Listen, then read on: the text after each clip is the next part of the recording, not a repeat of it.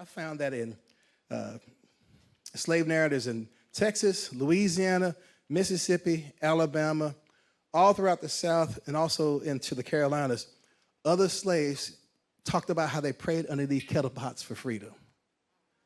They talked about how they would turn pots down, prop them up, and they would lay flat on the ground and pray underneath them to muffle their voices.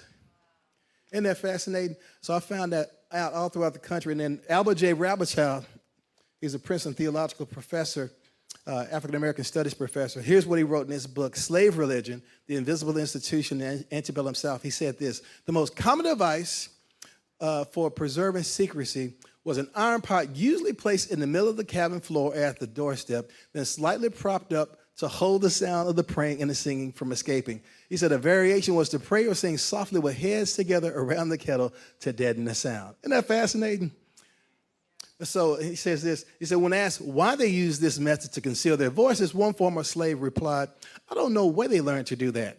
I kind of think the Lord put them things in their minds to do for themselves, just like he helps us Christians in other ways. Don't you think so?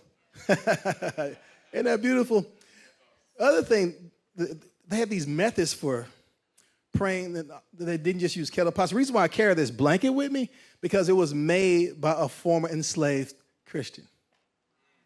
And her family lets me take this around. I take it around because that's the other way that they kept their prayer meetings secret. So one of the things they would do on the plantation, y'all remember that song, Swing Low, Sweet Chariot? Right? What was that? It was a code song for what? Underground Railroad, right? They also had code songs to let people know that there was going to be a prayer meeting at night. Y'all remember this song from back in the day? Still away, still away, still away to Jesus. Some of y'all remember that song? I know it don't sound too good coming from me because I'm in the joyful noise category, right? I can't carry a tune in a bucket, all right? But that song was a secret code song to let people know there was going to be a prayer meeting that night.